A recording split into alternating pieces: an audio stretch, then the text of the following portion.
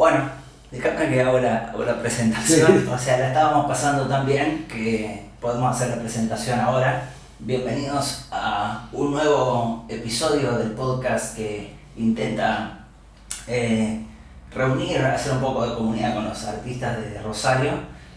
Hoy tenemos el placer de tener a Guillermo Peirano, escritor y periodista. ¿Cómo estás, Guillermo? Bien, periodista no tanto, más que nada, digamos, mi función fue, en todo caso, productor televisivo y director sobre todo, digamos, ¿no? Pero, digamos, trabajé mucho en la producción de los programas, que mucho dirigí, y otros que fui el director, pero esa fue casi mi profesión. Buenísimo. Y escribir es como que apareció ya de grande. Tardíamente. Pero, sí, tenés una pasión que se ve en tu novela La sombra del perfume, que tuve el placer de leer y que disfruté muchísimo, de verdad, porque no solo sí, me parece que está muy bien escrita, sino que la temática es profundamente rosarina, pero, o sea, obviamente creo que es difícil que no se sienta implicado muchísima gente de esta ciudad con el mundo, el Rosario que describís, la cuestión generacional. Así que, bueno, me pareció, es algo que hay que ayudarlo, a darlo a conocer y que, bueno, que nos cuentes un poquitito. Esto es una conversación relajada, como te digo, recién ya arrancamos hablando antes de presentar, así que la idea es esa. Antes de pasar el libro en sí mismo, quería que hables un poquitito de cuáles serían tus influencias. Hay mucho cine en tu obra. Sí. ¿Cuáles son tus influencias a la hora de lo que escribiste? ¿Literarias, cinematográficas? ¿Qué tenías en mente? ¿Cuáles eran los autores o directores o escritores que tenías en mente a la hora de escribir lo que escribiste? Mira, toda mi vida vi cine y me pasaba algo que de alguna manera y es lo que intenté en cada uno de los textos, porque digamos, yo estudié cine, siempre pensé las historias, que en este caso son autobiográficas, pero siempre las pensé en imágenes para hacer un corto. Cuando estudiaba, incluso ya aún trabajando en televisión, que teníamos las cámaras a mano, bueno, algo que nunca lo llevé a cabo y eso mutó a un texto, pero no fue algo que dije voy a pasarlo a un texto, porque no, simplemente me pasaba algo, por ejemplo, en historias de adolescente, de niño, y siempre las recordaba como que eso que había pasado tenía un valor en sí mismo para contar. Entonces, o muchas veces lo contaba como algo que me pasó y obviamente el formato de cuento es ideal porque eso es casi un remate, ¿no? Del episodio pasa a ser el remate de un texto. Si hubiera una novela uno tendría que tener mucho más recursos literarios para llevar la novela, escribir, sino que acá es un texto corto donde en un momento o se torna algo sorpresivo o algo melancólico, que quizá una de mis intenciones primarias siempre fue la melancolía. Digamos, por el cine he pasado 1000 veces, qué sé yo, desde Federico Fellini, todo lo que es el cine italiano, el policial negro americano, tanto la ciencia ficción. Woody Allen ha sido uno en los cuales en una época estaba obsesionado, digamos, con sus películas, y así los grandes directores. Tim Burton. Claro, y eso ya casi al final, cuando ya empecé a ser padre y donde podía llevar a mi hija a ver ese tipo de películas, pues ya era 30 años. Más de tu edad, más casi de tu generación, digamos, claro. Un director más contemporáneo. Exacto, pero viste mucha influencia, digamos, de Coppola, Hitchcock, y en un determinado momento, como me gustaba mucho el jazz, Miraba mucho el cine de los años 40 y 50 y ahí vi los grandes directores, los fotógrafos alemanes, el cine negro. Entonces todo eso es como que la música de esa época, yo resonaba mucho más a eso, a lo específicamente contemporáneo. ¿Viste? No soy de la generación Beatles, pero escuchaba a los Beatles como si hubiera sido de mi generación. O sea, me agarra a mí con 10 años. No era de los que tenían 18 cuando los Beatles hacían música para los adolescentes. Pero la década del 70, viste, los Beatles, después el rock and roll, el rock pesado, Led Zeppelin, Deep Purple, y el rock progresivo, Genesis, Pink Floyd, Queen. Bueno, todo eso de alguna manera es algo que en determinados momentos resonaban. Y otro, cuando ya estudiaba cine, me compraba las bandas de sonido de las películas. Y esto que hablábamos un ratito de que yo sentía que la vida está cortinada, el concepto de cortina musical, o como dije, de soundtrack, es algo que en determinados momentos yo decía, voy a usar esto, un tramito donde hay un momento emotivo o donde está el clímax de la banda de sonido. Entonces cuando a la hora de escribir surgió un día que yo venía manejando y no sé, yo así como me abstraigo escuchando música, también me abstraigo cuando voy manejando, no sé, no lo quiero decir porque no sé si es bueno, claro, pero ocurre. Pero hay como que hay un piloto automático, pero la cabeza está en otro plano, y me venía acordando de algo, o intentando acordarme de algo que no me estaba acordando y que yo sabía que me tenía que acordar. Concretamente un episodio de mi infancia. Y me agarró un ataque de pánico. Me dio miedo a olvidar, concretamente. No veía la hora de llegar a casa y digo, si me va a pasar esto con todas esas cosas que yo las tengo guardadas en mi memoria, hay que escribirlas. Claro, pero dije, voy a perder mi identidad, porque yo sostenía y sostengo que lo único que uno tiene propio, vos podés decir si tengo hijas, tengo hijos, tengo una pareja, pero no es propio, es algo que convive con vos. Pero lo único propio, el único casi te diría vestigio de que vos has vivido es ese recuerdo que tenés de tantas cosas de las que viviste y que de alguna manera la mente, el inconsciente y el consciente te permitieron tenerlos a mano, o sin saber que funcionan de otra manera en la conducta, digamos, ¿no? Hablando del inconsciente. Pero en el caso mío, el recuerdo, que era algo que yo lo tenía a mano, que muchas veces, como dice Freud, que hay cosas que uno recuerda, basta con que haga un poco de esfuerzo, y ese esfuerzo a veces te lo dispara el comentario de un amigo, te dice, vos, y automáticamente es como que abrió otra ventana y apareció otra parte que estaba a mano, pero no está en uso. Eso fue lo que a mí me pasó en ese momento. Sentí como que cliqué para abrir esa ventana y no se abrió. Ese fue el episodio del auto. Y claro, y a partir de ahí, toda la noche empecé a escribir y empecé a agarrar todos esos textos, todos esos recuerdos y transformarlo en texto. Vamos a aclarar que es la historia de una familia. Sí, y no cronológica. Tres generaciones. Claro, 3 generaciones. Son episodios de mi vida que yo siempre le di un valor, ¿cómo te diría? General, universal, que podía a alguien gustarle independientemente si sabía quién era y quién el nombre propio. Es que tienen un valor universal.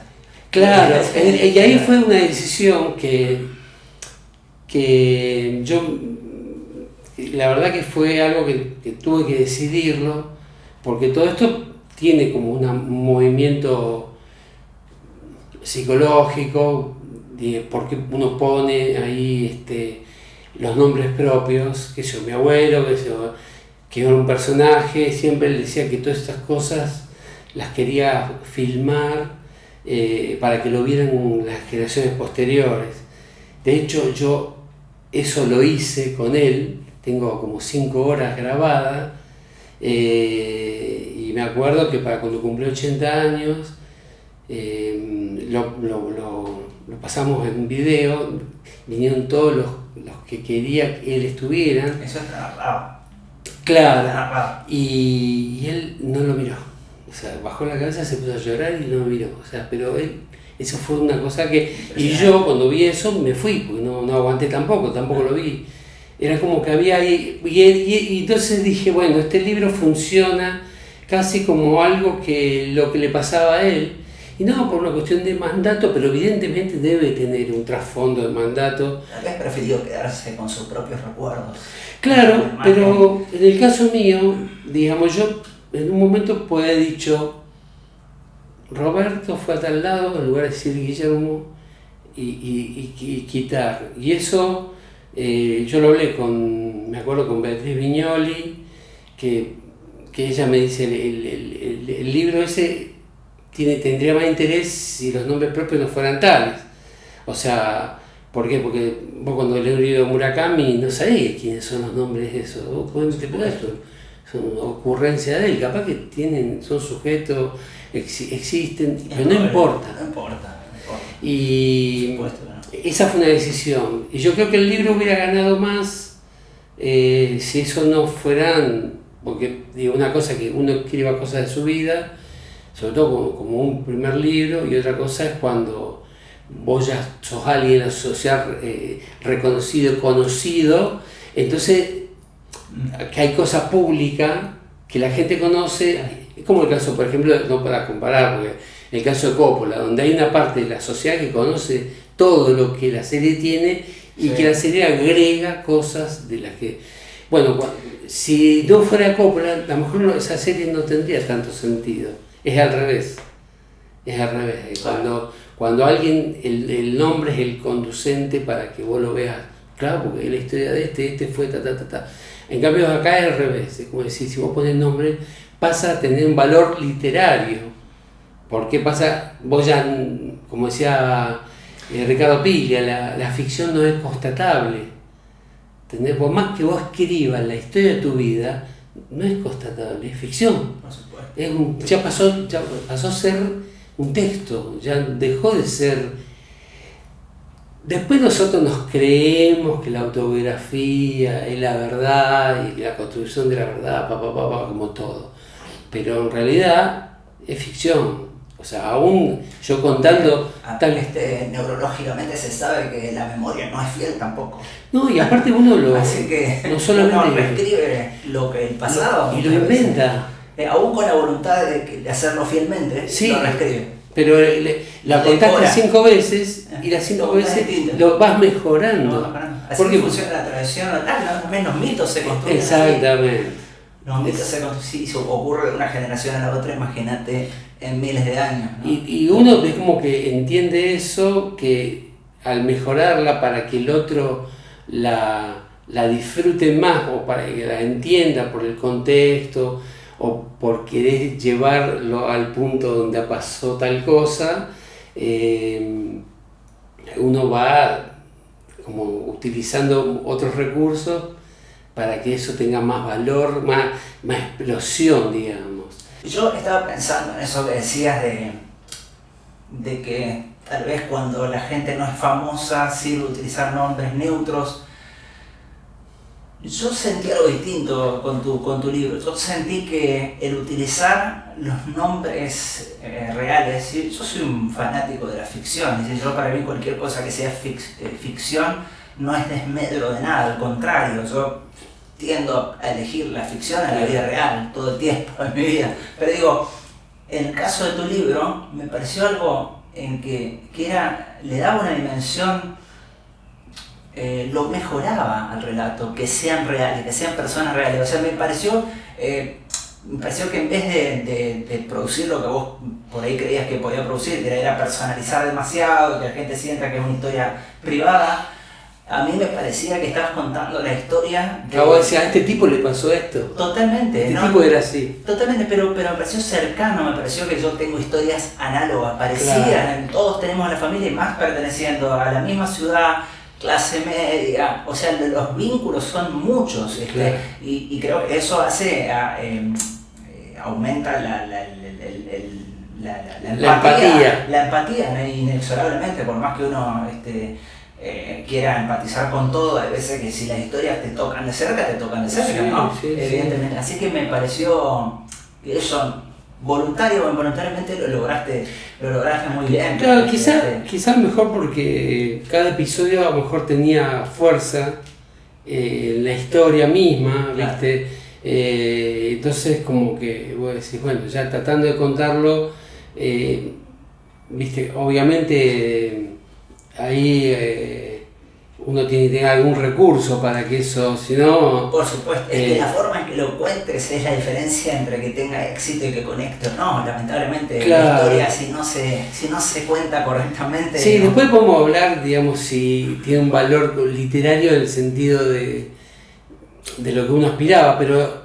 digamos, volviendo a lo libro en sí mismo, a mí me pasó que... ¿Viste esto que Borges dice que hay que escribir siempre, corregir, hay que escribir a veces, corregir siempre, no publicar nunca? Yo sentía que si yo iba a estar corrigiendo todo lo que veía que podía ser mejorado, nunca lo iba a publicar. Y después dije, esto lo voy a recortar, como diciendo... En el 2020 yo escribí así. Si en el 2030 escribo otro libro, lo puedo contraponer para ver cómo mejoré o cómo empeoré, o si sigo igual escribiendo de la misma manera. O sea, la propuesta es que voy a decir, bueno, arrancaste, digamos, y decir, bueno, yo escribo así. Por más que corrija, salvo que me lo escriba otro, eso... no va a mejorar el libro digamos... Es que no va a mejorar, no va a ser mejor de lo que vos exactamente sos como artista en ese momento, eso seguro. Y eso quería que quedara como un punto de partida.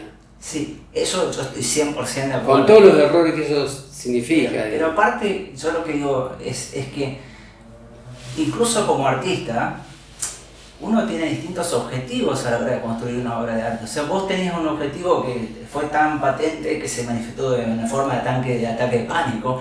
Vos querías preservar, sí. Es una lucha contra la muerte, sí, el olvido.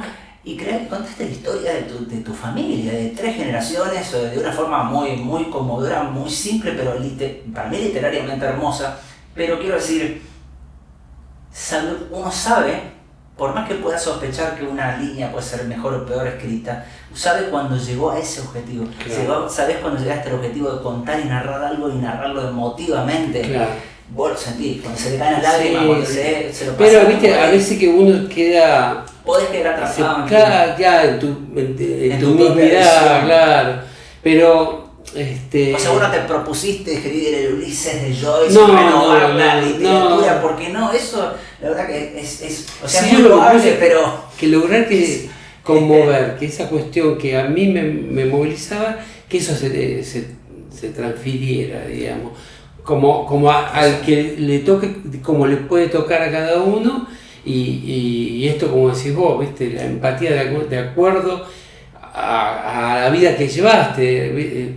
Yo no tuve cercana gente que desaparecieron a familiares. No sé cómo será eso. No es tu historia. Claro, no, viste, de repente cuando se muere un familiar, digamos, se murió por alguna enfermedad, vos podés contar desde ese lugar. Pero entonces, seguramente, cuando alguien que cuenta una historia semejante, obviamente podemos empatizar todos, pero hay algunos que pasaron por cosas equivalentes que se van a conmover de cosas de las que cuentan. Por supuesto. Bueno, y así con las cosas simples. Y acá fueron todos recortes que no, ni siquiera tienen una hilación, sino que casi es por tema casi por recuerdos, ¿no? Y algunos atravesados por las ausencias, las muertes, otros por las vivencias mismas de mi abuelo en particular, que tuvo una vida así cargada de episodios. De eventos. Sí, y que yo casi que... Y mira, te voy a decir otra cosa. Yo tengo 5 horas de él grabado y casi que lo sé de memoria y lo supe de memoria todo lo que él contaba, porque venían mis amigos y yo les hacía que mi abuelo les cuente eso. Entonces lo repetía N veces y mi papá lo padecía. En cambio yo lo disfrutaba como nieto. Pero viste, después él se muere, digamos, mi vida cambia, y todo eso, esos ritos de tenerlo a mano, viste, y con la muerte digo, no puedo acceder más allá de lo que tengo, de las cosas que me contaba, porque yo reconstruía, che, y esa época, ¿qué pasaba con esto, con esto, con esto? ¿Cómo vivías vos eso? Y te lo explicaba. Cuando se va alguien, desaparece como una biblioteca, una parte de una biblioteca. Entonces, de ese caudal de poder consultarlo permanentemente, me quedaron 5 horas y los recuerdo. Entonces, cuando me puse a escribir eso, yo podía haberme puesto a ver los videos y volver a tratar, incluso debe haber muchas más cosas de las que yo elegí. Sin embargo, me quedé con el recuerdo y lo conté desde el recuerdo. Y ese es el artista hablando. ¿Qué sé yo? No sé. Pero no fue algo, ¿viste? Fue una mezcla de, che, qué boludo, podría haberlo hecho. Estás haciendo tu propia edición. Claro. Estás haciendo tu propia edición. ¿Qué parte recuerdo de tu vida? O sea, fue algo así. Es una estética también. Eso. Sí. Eso es lección estética. Más que vos quisieras, tal vez rescatar todo lo que puedas, pero ahí estás permitiendo, o sea, no deja de ser un libro lo que estás escribiendo. No, ni hablar. Eso yo lo tengo presente. Y esto de que, ya te digo, el nombre propio sigue siendo un condicionante, pero al mismo tiempo, como es una elección, pues sí, que es más condicionante para vos que para el resto. Sí, es un tema mío. Porque la gente, por lo menos yo, si te sirve un lector, la opinión de un lector, a mí no me obstaculizó en lo más mínimo, al contrario, me generó más empatía, más emoción. Hay momentos espectaculares, algunos muy tiernos, muy graciosos, otros tremendos de dolor, pero de congoja, esa cosa de... En ese momento yo veía mucho la grande belleza de Sorrentino y la veía todas las noches, no paraba, o sea, todas las noches, cuando digo todas las noches ponía random. Full. Entonces como que todo eso a mí me impregna, entonces me pongo en modo de cierta sensibilidad de algunas cosas. Después si yo esas puedo transmitir, eso, pero para necesitar entrar como en cierta frecuencia y ¿viste? Y soltar las manos, y la emoción, para mí es muy útil eso. Casi te diría como que tengo que estar en esa sintonía. El mood, para el ánimo, para escribir. Sí. El ánimo para escribir. Sí. Cosa que viste que alguien te dice todo esto silencio absoluto. No, viste, yo necesito música y depende de la música que escuche, como que me condiciona a lo que escribo y cómo lo escribo. Me acuerdo cuando escribí el texto que habla de la historia del Club Lavalle y la historia de Nisita, que era un gringo. Puse Jaime Ross, puse Brindis por Pierrot, porque yo sentía que el clima que se vivía en ese club era con ese tipo de música, ¿no? Y entonces, como dije, bueno... Candombe. Claro, pero ese tema en particular lo puse en loop y escribía y lo escuchaba y escuchaba y quería que cuando escribía eso sonara a Brindis por Pierrot. Es algo que tiene que ver conmigo. Pensás un poco como director de cine. Y quizá sos un director de cine estoy coordinando. de corazón. Claro. En tu corazón sos un director de cine que Un está amigo me escribiendo. decía, vos le faltó algo al libro. Y pensarlo para la próxima vez. Si vas a hacer eso, tenés que poner una nota a pie de página diciendo, este texto se sugiere escribirlo, escucharlo con este tema de fondo. Hubiera estado bueno, ¿no? Yo creo que sí. Bueno. A este libro, creo que sí. A mí me hubiera servido mucho más. Después si funciona, ¿no? Qué sé yo. Bueno, es que uno no lo escribe para el éxito comercial, ¿no? No se postula eso. O sea, vos estás haciendo una, como decíamos antes, es una elección, un monumento a la memoria. A la memoria familiar. Un homenaje a personajes, a tu pasado. Y después, bueno, que llegue a quien tenga que llegar. Que también, de alguna manera, es esta cosa de cuando vos escribís algo y el texto se abre. Y las miles y millones de interpretaciones que puede tener un texto resuena de distinta manera y ahí te demuestra cuando vos generas algo en otro que el otro no lo recibe como vos esperabas. Por supuesto. ¿Viste? O sea, para bien y para mal o para peor, ¿viste? A veces. Para mí es para bien eso. Para mí me parece fabuloso que uno no pueda prever la respuesta de una obra. Lo que pasa es que incluso si ocurre, incluso si es apreciar negativamente, es positivo, no sé. Sí, porque valor literario. Y aparte porque habla de lo infinito de esa obra, es fabuloso. Habría que ver qué pasa si escriben algo en lo que estamos nosotros, en algún episodio que pasó, cómo reaccionó el hijo de puta. Sí, depende por ahí, si es algo que está hecho con mucha crueldad o con mala leche, bueno, por ahí podés sentirte tocado, pero en general... Lo que pasa es que cuando vos lo haces público, ¿viste? Sí, es que necesita aludida, claro. Lo primero que pensé, dice, ¿cuánta gente se va a ofender? Bueno, problema de él. O sea, ¿viste? Al principio me agarró como diciendo, me parece que es una cagada. Seguramente hay recuerdos que vos preferiste no contarlos. Sí, eso también. En realidad ahí tiene más que ver de cómo te afecta, más que cómo... Claro. ¿Cómo te afecta esa cosa que son vergonzantes, viste, que ya tengo que... Perdón, no quiero terminar la conversación sin hacer un paréntesis sobre lo que el fútbol es central. Sí, tiene un lugar impresionante en la historia. Muy conmovedora también la historia con tu viejo. Con mi viejo, sobre todo, ese vínculo. El que tuvimos a partir de la foto esa, y eso fue algo real, viste. Vamos a una, ¿cómo se llamaste? Una librería de libros usados y fue, pero te diría que metafísico, ¿viste? Porque me acordé en ese momento que yo tenía un gráfico durante años y lo guardaba porque imagínate, en esa época salir en el gráfico, no es como hoy que viste aparecer en las redes sociales, aparecer en todos lados. Esa época de salir, digamos que a su vez, mis viejos, cuando mostraban el gráfico en el trabajo, y él que era un tipo muy formal y aparecía en cuero, viste, como que se reían, viste, y él se enojó con eso. Y bueno, y ese gráfico lo tuve muchos años. Y no sé cómo me olvidé de que lo tenía.